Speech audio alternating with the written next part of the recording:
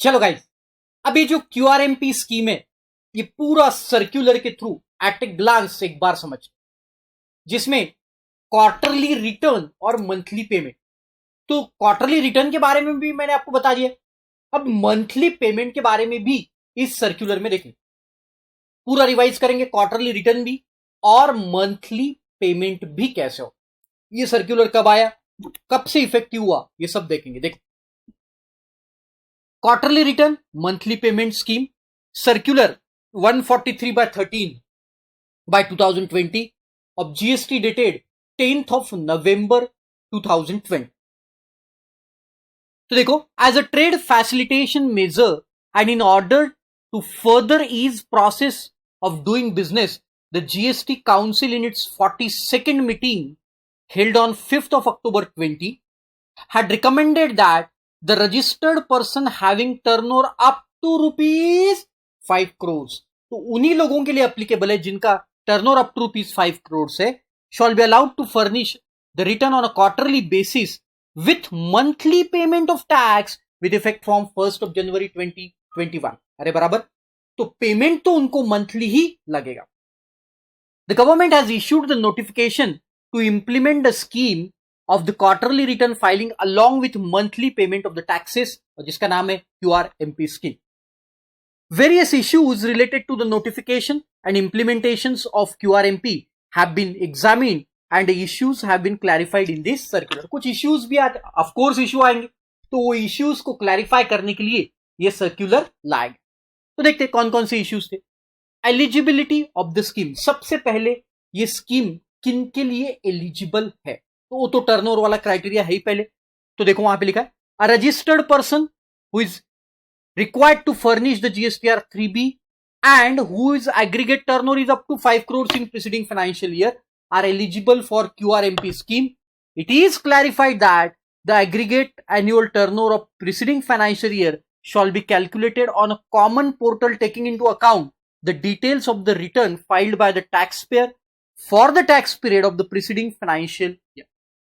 जो भी रिटर्न आपने कॉमन पोर्टल पे फाइल किए उसके बेसिस पे लास्ट ईयर का टर्नओवर कैलकुलेट किया जाए। अच्छा सर, हमने नया बिजनेस चालू किया, पहले ही महीना ये बिजनेस चालू करने का, तो आपका लास्ट ईयर का टर्नओवर कितना रहेगा? 0। As simple as that.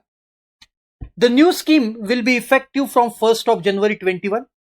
Further, the aggregate turnover exceeds 5 crore during any of the quarter of the current financial year, the registered person shall not be eligible for the scheme from the next। ये already मैंने बता चुका हूं, excuse me, कि अगर आपका इस quarter, कोई भी क्वार्टर के कोई भी मंथ में आपका टर्नओवर अगर 5 करोड़ से ऊपर चले गया तो नेक्स्ट क्वार्टर से आप इस स्कीम में एलिजिबल नहीं रहे। एक्सक्यूज मी, आगे देखो, exercising of option of QRMP scheme, important है। देखो, कब आप इस स्कीम के ऑप्शन को एक्सरसाइज कर सकते, क्यूआरएमपी स्कीम को कब एक्सरसाइज कर पाएंगे, है ना? थोड़ा सा समझ लेना, सिंपल है बट एक बार में समझ लेना। देखो, the facility to avail the scheme on a common portal would be available throughout the year. कभी भी ईयर में आप कभी भी उस स्कीम को ऑप्ट कर सकते हो। In terms of Rule 61A of CGST rule, a registered person can opt in for any quarter from the first day of the second month of preceding quarter, from the first day of the second month of preceding quarter to the last day of the first month of the quarter। कुछ समझ में नहीं आया, है ना? बहुत simple है guys. देखो, जैसे एग्जाम्पल भी वहां पे दिया, देखो, तो आपको ये क्वार्टर के लिए, ये क्वार्टर मान के चलो जुलाई टू सितंबर, ये क्वार्टर के लिए आपको क्यूआरएमपी में आना है, ये क्वार्टर के लिए आपको क्यूआरएमपी स्कीम में आना है। तो आप क्या, आपको क्या दे, कब आ सकते हो आप एक क्वार्टर में क्यूआरएमपी के लिए? ये क्वार्टर में कब अप्लाई कर सकते हो? तो इसका लास्ट वाला क्वार्टर देखो आप, मतलब अप्रैल टू जून ये क्वार्टर, और यहां पे मई है। तो उन्होंने क्या बोला, लास्ट मतलब जिस क्वार्टर में आपको आना है उसका प्रीसीडिंग क्वार्टर देखो, और प्रीसीडिंग क्वार्टर के सेकेंड मंथ मतलब मई, 1 मई से सेकेंड मंथ के फर्स्ट डे से 1 मई से, तो करंट जो आपका क्वार्टर, जिस क्वार्टर में आप आना चाहते हो उसके 31st डे तक या 38 डे तक, मतलब 1 मई से लेके तो करंट क्वार्टर के फर्स्ट मंथ के लास्ट डे तक आप आ सकते। अब एक बार पढ़ते हैं, देखो क्या, a person can opt for any quarter from the first day of the second month of the preceding quarter. First day of the second month, second month क्या है, मई, उसका फर्स्ट डे, वहां से लेके तो last day of the first month of the quarter, तो last day क्या है, जुलाई। अरे समझ में। एक दूसरा एग्जांपल लेते, देखो जैसे आपको आना है ये क्वार्टर में, कौन सा क्वार्टर है ये, लेट से जनवरी टू मार्च वाला, तो आप इसका लास्ट क्वार्टर देखेंगे, लास्ट क्वार्टर क्या है, अक्टूबर टू दिसंबर। अरे बराबर, तो यहां पे सेकेंड मंथ देखेंगे इसका, तो 1 नवंबर से लेके तो जिस क्वार्टर में आपको आना है उसका 31st day, last 31st Jan, 1 नवंबर टू 31st जैन तक आपने अगर अप्लाई किया तो आप ये क्वार्टर के लिए क्यूआरएमपी में आ जाओ। अरे समझा, वही वहां पे लिख, okay. The registered person are not required to exercise the option in every quarter, ये हमने ऑलरेडी देख लिया। Where such option has been exercise once, they shall continue to furnish the return as per the selected option for the future tax period unless they revise the said option। अगर आप खुद ही बाहर निकल गए तो अलग बात, ये सब हमने देख चुके हैं। अरे बराबर, देन नेक्स्ट देखो क्या,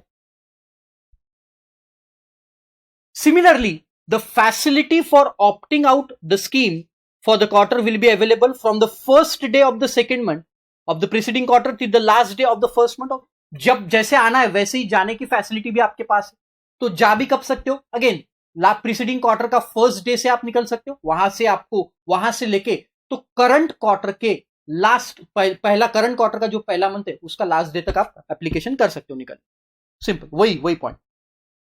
all the person who have obtained the registration during any quarter for the registered person opting out from paying the tax under section 10 of CGST during any quarter shall be able to opt the scheme of the quarter for which the opting facility available on the date of exercising the option in para 4। मतलब अगर आप 10 section, मतलब composition, अगर आप composition में, तो composition scheme वाले भी ये क्यूआरएमपी में आ सकते हैं। अगर वो क्यूआरएमपी में आए तो फिर वो आईटीसी ले सकते हैं इन द सेम मैनर जो पॉइंट नंबर 4 में देखा, right. Then next, it is also clarified that the registered person whose aggregate turnover of ₹5 crores during the quarter in current financial year shall opt for furnishing the return on a monthly basis electronically on a common portal from the succeeding quarter। मतलब वही point आ रहा है कि अगर आपका turnover 5 crore से ऊपर चले गया तो ये क्वार्टर में तो आप क्वार्टरली बेसिस पे चलो, बट अगले क्वार्टर से आप मंथली बेसिस पे आ जाओ, simple. Then very important point, अब मान के चलो कि आपका बिजनेस अलग अलग स्टेट में, जैसे महाराष्ट्र में, हरियाणा में, गुजरात में, तो आप चाहे तो आप अलग अलग स्टेट में अलग अलग स्कीम, मतलब महाराष्ट्र में आप क्यूआरएमपी में जा सकते हो, हरियाणा में आप मंथली बेसिस पे चल सकते हो, गुजरात में वापस क्यूआरएमपी में जा सकते हो। तो ऐसा कंपोजिशन जैसा नहीं कि एक बार आपने कंपोजिशन लिया तो सभी जगह कंपोजिशन आएगा, ऐसा नहीं। क्यूआरएमपी में आप आपके चॉइस पे, कोई स्टेट में आप क्यूआरएमपी में भी रह सकते हैं, कोई स्टेट एक ही पैन, एक ही जीएसटीएन पे, कोई स्टेट में आप क्यूआरएमपी, कोई स्टेट में आप नॉर्मल रह सकते। बट जब टर्नओवर कैलकुलेट करेंगे वो एग्रीगेट रहेगा, वो पूरे इंडिया का रहेगा। मतलब 5 करोड़ का जो टर्नओवर है, लिमिट जो देखना है वो पूरे स्टेट की मिला के देखना है।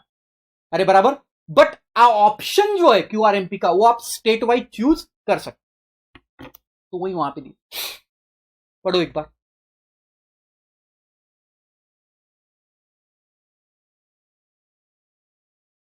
अरे बराबर, और ये ऑलरेडी आपको बता दिया, furnishing details of outward supply under section 37, ये एग्जैक्ट कॉपी पेस्ट पूरे पॉइंट आईएफएफ वाली फैसिलिटी के, GSTR two B IFF facility, ये हमने ऑलरेडी देखा। ओके, यहां तक एक बार फटाफट रिवाइज करो, फास्ट रिवाइज करो।